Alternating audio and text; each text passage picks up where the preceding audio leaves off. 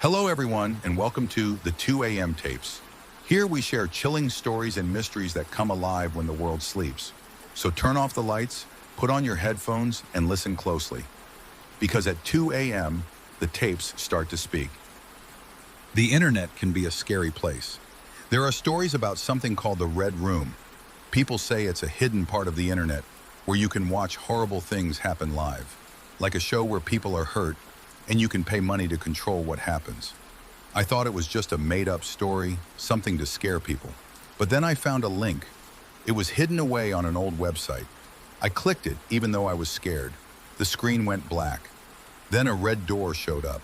Just a door, nothing else. Then words appeared. Welcome, your bid? My heart started beating super fast. It was real. I quickly closed the window, my hands shaking.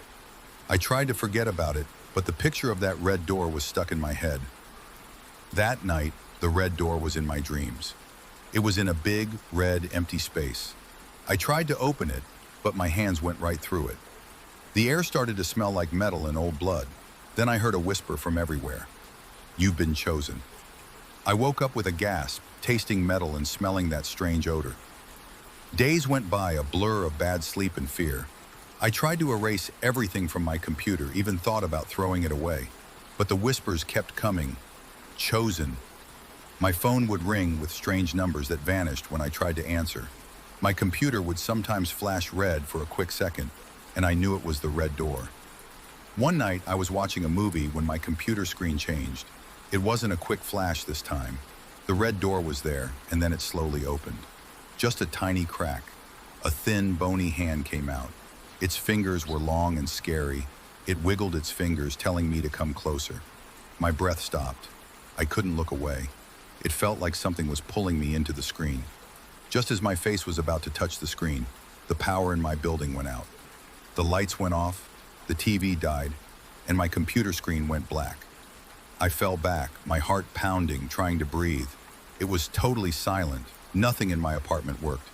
My phone was dead too.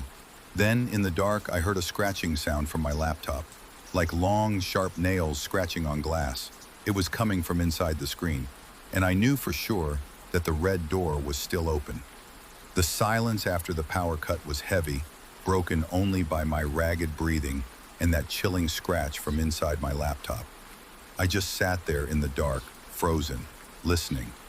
The scratching continued, a slow, deliberate sound, like something trying to claw its way out.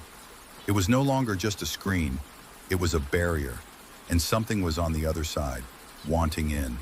A cold, putrid breath, smelling of grave dust and something indescribably rotten, wafted from the laptop, raising goosebumps on my arm. I scrambled back, knocking over my chair. My phone, still dead, lay accusingly on the nightstand. I grabbed it, pressing the power button over and over, as if willing it to life. Nothing. The entire apartment was plunged into a deeper, more profound darkness than just the absence of electricity. It felt like the air itself had been drained of light and warmth, replaced by the suffocating presence of whatever was behind that red door. The scratching intensified. It wasn't just a quiet scrape anymore. It was louder, more insistent, accompanied by a faint, wet thump, like something soft hitting the inside of the screen. Each thump sent a vibration through the floor, a sickening echo in my chest. A wave of nausea washed over me. I could almost feel its presence, cold and ancient, pressing against the digital barrier. My mind screamed at me to run, to leave the apartment, to get as far away from that laptop as possible. But my feet felt glued to the floor. I couldn't move. Then a low, guttural gurgle emanated from the laptop. It wasn't human. It was deep, wet, and filled with a hunger that made my blood run cold. A faint phosphorescent glow, the color of dried blood, seeped from the edges of the laptop screen, barely illuminating the shadowy room. The screen, still black, seemed to pulse with a dark energy.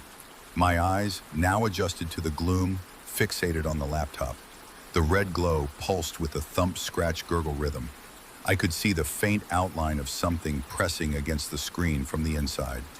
It wasn't flat like an image, it had depth, a monstrous shape pushing outwards. The very air around the laptop grew heavy, tasting of ozone and decay. I could hear a faint, almost imperceptible clicking sound, like teeth chattering, coming from within the dark void behind the screen. It was getting closer. It was trying to get out. Panic, cold and sharp, finally pierced through my paralysis. I lunged for the door, fumbling for the knob in the oppressive darkness. My hand closed around it, cold and slick with sweat. I twisted, but it wouldn't budge. A high-pitched, almost imperceptible whine, like tortured metal, came from the door, as if something was holding it shut from the outside. I shoved against it with all my might, but it was like pushing against solid rock. I was trapped. Behind me, the scratching became frantic, a desperate tearing sound. The phosphorescent glow from the laptop intensified, casting grotesque shadows that danced across the walls, making my small apartment feel impossibly vast and menacing. The air grew frigid, raising goosebumps all over my exposed skin. I could feel my own breath clouding in front of me, a visible testament to the unnatural cold that had invaded my home in Kamal Gan Palika. A new sound began to join the symphony of terror, a soft, rhythmic drip, drip, drip. It was coming from the laptop. I didn't want to know what liquid was making that sound. My gaze was unwillingly drawn back to the screen. The glowing outlines, pressing from within, were clearer now. I could make out jagged edges like broken bones, and a sickeningly familiar curve that could only be a jaw, opening wider and wider. The clicking sound grew louder, more rapid, a chilling imitation of teeth gnashing in anticipation. I pressed myself against the locked door, tears streaming down my face, my throat raw from silent screams. It wasn't just in the screen anymore, it was practically through it. Then, the laptop screen didn't just glow, it began to ripple, like water disturbed by an unseen force. The blackness within it seemed to stretch and distort, and the red glow pulsed faster, illuminating fleeting, gruesome details. Something that looked like sinews, something else that resembled blackened bone.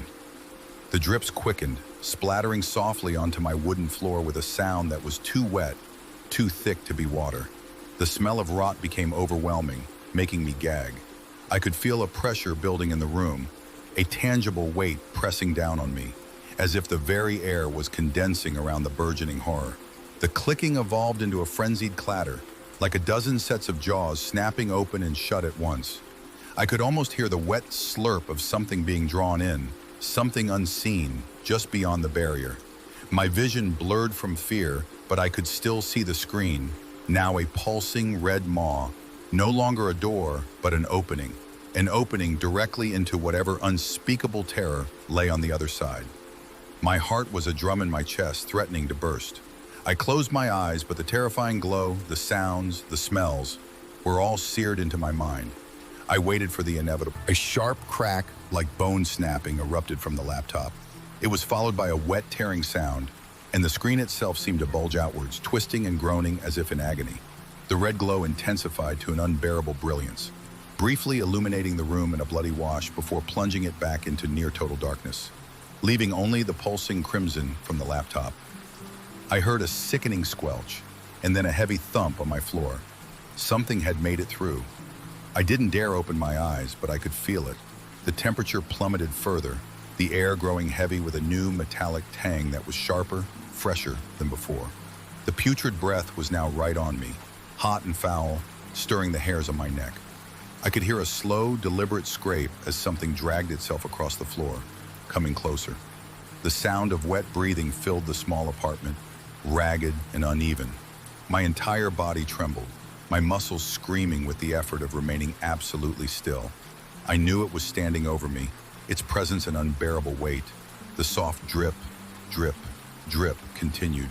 Closer now, a chilling countdown to whatever came next. Then, a different sound. Not from the creature, but from the far corner of the room. A faint, almost imperceptible humming. It was my phone. Dead moments ago, it was now vibrating softly on my nightstand. My eyes shot open, drawn to the tiny, faint light emanating from its screen. It wasn't the usual lock screen. It was displaying a single, chilling word, glowing in an angry red: live. And beneath it, a countdown. Not counting down to something, but counting up, seconds ticking by, accumulating into minutes. The light from the phone seemed to pulse in sync with the dreadful wet breathing directly in front of me. I realized, with a soul-crushing certainty, that the Red Room wasn't just a place. It was here, and I was the show.